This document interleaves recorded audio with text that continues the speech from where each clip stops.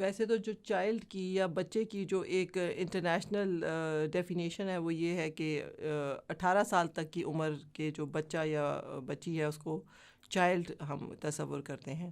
اور اس حوالے سے پاکستان نے جو بچوں کے حقوق کا عالمی معاہدہ ہے اس کو سائن بھی کیا آج سے 30-31 سال پہلے، اور پھر ریٹیفائی بھی کیا.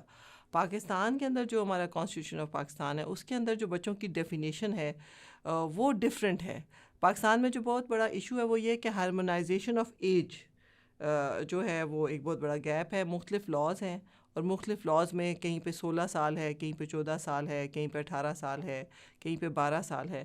تو یہ اس وقت پاکستان کے اندر ایک گرے ایریا ہے اور اس گرے ایریا کے اوپر کام کرنے کی ضرورت ہے تاکہ تمام جو لاز ہیں کانسٹیٹیوشن کے اندر ان میں اسی 18 سال تک کی ڈیفینیشن کو اڈاپٹ کیا جائے. اور یہ جو ایج کی وجہ سے بچوں کے جو حقوق ہیں ان کی وائلیشن بھی بہت زیادہ ہو رہی ہے.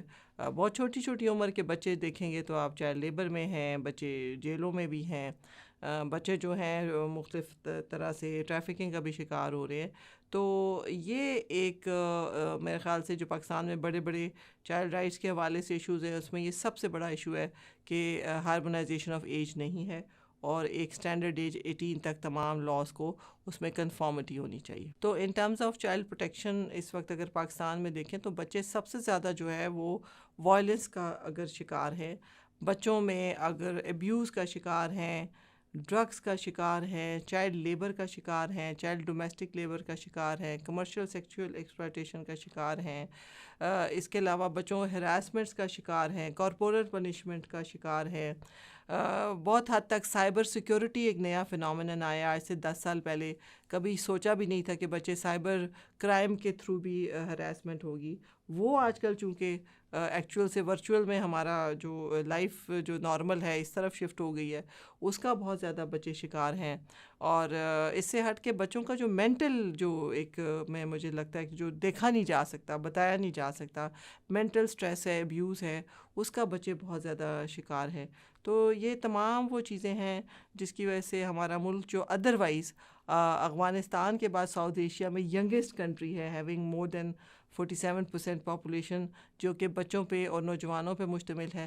لیکن دوسری طرف یہ تمام جو ایشوز ہیں آپ دیکھیں گے آئے دن اخباروں میں دیکھیں، ٹی وی پہ دیکھیں، سوشل میڈیا پہ دیکھیں، تو اس طرح کے ایشوز سے یہ سب ہماری جو انفارمیشن کے یہ سورسز ہیں یہ بھرے پڑے ہیں اور مختلف حوالوں سے یہ خبریں آتی بھی ہیں.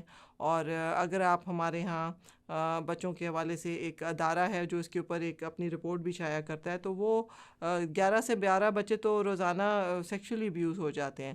لیکن باقی جو چیزیں ہیں جس میں کڈنیپنگ بھی آ جاتی ہے، جس کے اندر ایبڈکشن بھی آ جاتی ہے، جس کے اندر ریپ بھی آ جاتا ہے، بے تحاشا ایشوز ہیں جن کو کہ بچے فیس کر رہے ہیں. اور بہت سارے ایشوز جو ہم نمبرز یا فگرز ان کے حوالے سے بولتے ہیں وہ صرف رپورٹڈ کیسز ہیں اور بہت لمیٹڈ ہیں. ادروائز پاکستان ایک ایسا ملک ہے جہاں پہ اس طرح کے ایشوز کو چھپایا جاتا ہے، اس کو ایک سوشل سٹگما بتایا جاتا ہے. تو میرے خیال سے ایک بہت لمبی لسٹ ہے بچوں کے حوالے سے اور ان چیزوں کو ہائی لائٹ کرنے کی ضرورت ہے.